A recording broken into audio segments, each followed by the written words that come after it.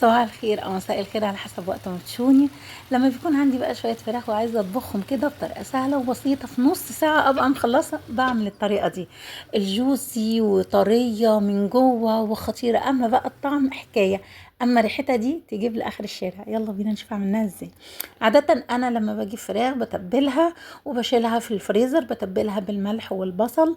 المره دي لو عايزه تتبليها مفيش مشاكل، عايزه تعمليها على طول برضو هتطلع طعمها في منتهى الجمال.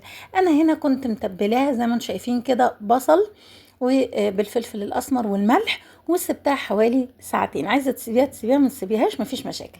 هنا جبت الصينيه بتاعتي وابتديت ان انا احط ماده دهنيه وقطعت البصل جوليان.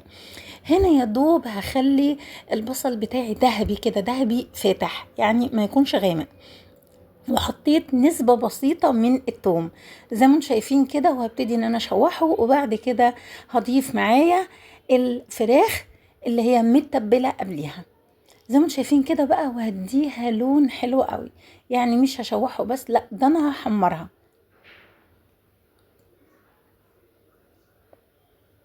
هحمرها من الجنب اللي فيه اللحم يعني الاول، وبعد كده هديها صدمة الناحية التانية زي ما انتم شايفين كده. بصوا، اديتها لون، يعني انا مش بشوحها، لا انا بديها لون. طبعا الموضوع ده بيقفل كل المسام بتاعه الفراخ وبيخليها تستوي بسرعه. هنا بقى كنت محضره كميه كده محترمه شويه، حوالي معلقه كبيره من الثوم، وطبعا ده على حسب كميه الفراخ او حبك للثوم. لو عايزه تقللي نسبه البصل نسبه الثوم مفيش مشاكل. هنا يا دوب انا بشم ريحه الثوم، يعني انا مش بحمر الثوم في الوصفه دي. زي ما انتم شايفين كده احمر الفراخ ويا دوب اشم ريحه الثوم، وهبتدي بقى زي ما انتم شايفين كده. بصوا بقى الجنبين احمروا ازاي،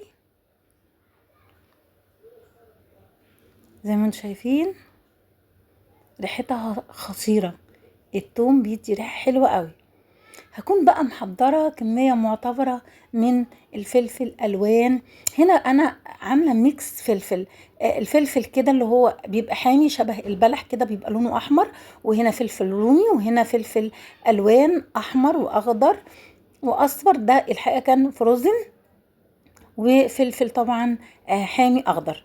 زي ما انتم شايفين كده ريحة الفلفل مع الثوم خطيرة. هبتدي برضو ان انا اشوحهم مع بعض، الواناتهم رهيبة. هنا بقى حطيت ايه البهارات بتاعتي. انا بعتمد هنا على الصوص بتاعي. انا حطيت فلفل اسمر وكاري، والبهارات اللي هي البهارات المشكله او السبع بهارات. لو عايزه طبعا، والملح بتاعي. لو عايزه تحطي توم باودر او بصل باودر مفيش مشاكل اذا وجد، يعني اذا كان موجود مفيش مشاكل. اوريدي احنا كده كده حاطين فيها توم. بصوا بقى اللون بتاعها والخلطه بتاعتها بقت خطيره ازاي، والبصل اتكرمل وبقت خطيره. هنا بقى ده كوباية صلصة انا مسبكاها، او انا مش مسبكاها، او يعني انا مديها غلوة. لو عايزة تسبكاها مفيش مشاكل. وبضيفها على الفراخ واسيبها بقى على النار زي ما انتم شايفين كده من فوق البوتاجاز. وهنا بقى حطيت 3 معالق من الصويا صوص.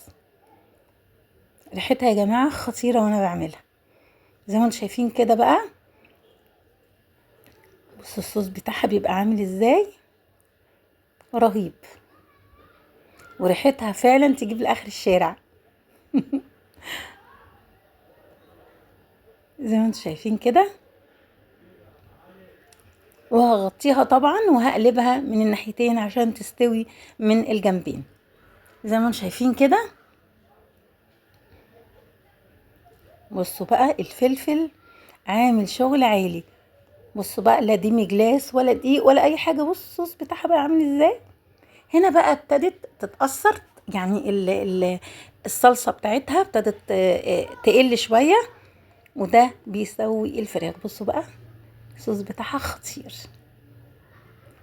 زي ما انتم شايفين كده بقى. لو عايزين تكملوا السوا بتاعتها في الفرن مفيش مشاكل. لو عايزين تستوي كامله من فوق وبعد كده تحطوها تحت الشوايه برضو اللي يعجبكم. زي ما انتم شايفين كده استوت، بقت خطيرة. بقلبها على الناحية التانية اللي انا هشوي عليها، اللي هي الجنب العدل اللي من فوق، زي ما انتم شايفين كده. وطبعا كل ده كانت متغطية.